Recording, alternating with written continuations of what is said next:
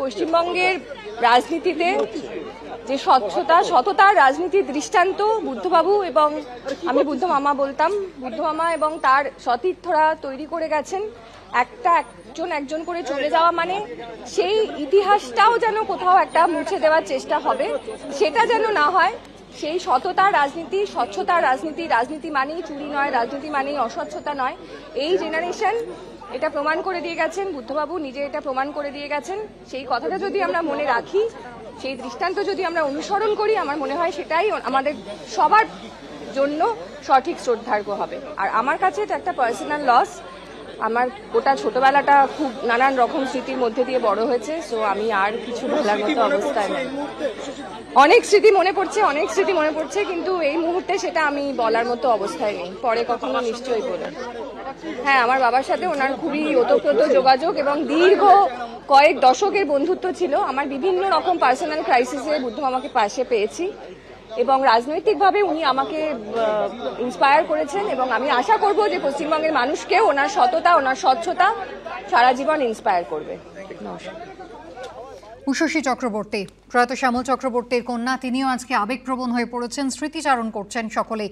সরাসরি আপনাদের পাম অ্যাভিনিউয়ের বাড়িতে নিয়ে যাব, যেখানে আজকে শুধুই স্মৃতিচারণার পালা। এখনও তার দেহ ওখানে শায়িত আছে। বেলা 12:30টায় তা পিস ওয়ার্ল্ডে নিয়ে যাওয়া হবে, যেমনটা দলের তরফ থেকে সিদ্ধান্ত নেওয়া হয়েছে। অর্ণব মুখোপাধ্যায় আমাদের প্রতিনিধি সরাসরি রয়েছেন। অর্ণব, যত সময় যাচ্ছে ততই দেখা যাচ্ছে শুধুমাত্র রাজনীতির মানুষজন নন, তার পাশাপাশি তার যে গুণগ্রাহীরা রয়েছেন, আত্মীয় পরিজন, সকলেই শেষবারের মতো তাকে শ্রদ্ধা জানাতে ভিড় জমাচ্ছেন পাম অ্যাভিনিউয়ের ওই এক কামরার বাড়িটাতে। অবশ্যই দেখো, আমরা দাঁড়িয়ে রয়েছি এই মুহূর্তে পাম অ্যাভিনিউয়ের সেই বাড়ির সামনে। দেখো, এই বাড়ির সামনে ইতিমধ্যে বহু মানুষজনের ভিড়।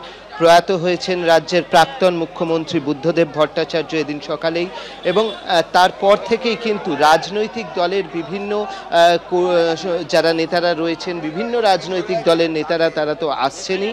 তার পাশাপাশি আমরা দেখেছি শিল্পপতি থেকে শুরু করে আরও অনেকে যারা তার গুণগ্রাহী, তারা ইতিমধ্যেই আসতে শুরু করে দিয়েছেন। আমরা দেখেছি যে এখানে মোহাম্মদ সেলিম যেরকমভাবে এসছেন, সেরকমভাবে বিমান বসু এসছেন, সূর্যকান্ত মিশ্র এসছেন, শ্যামল চক্রবর্তীর কন্যা উষসী চক্রবর্তী এসছেন, শিল্পপতি হর্ষ নেউটিয়া তিনি এসছেন, তারা সবাই এসছেন। এবং যেমনটা জানা যাচ্ছে যে আজকে পিস ওয়ার্ল্ডে তার দেহ রাখা থাকবে এবং কালকে কিন্তু তার যে শেষ যাত্রা সেটা অনুষ্ঠিত হবে। তার দেহ দান করা আছে এমনটাই জানা যাচ্ছে। দেখতে পাচ্ছি যে এই মুহূর্তে স্বাভাবিকভাবে বুঝতে পারছো যে এখানে কিন্তু একটা অন্য ধরনের পরিবেশ, প্রচুর মানুষজন আসছেন এবং বিভিন্ন কর্মী সমর্থক তারা ইতিমধ্যেই এখানে পাম অ্যাভিনিউয়ের বাড়িতে জড়ো হয়েছেন।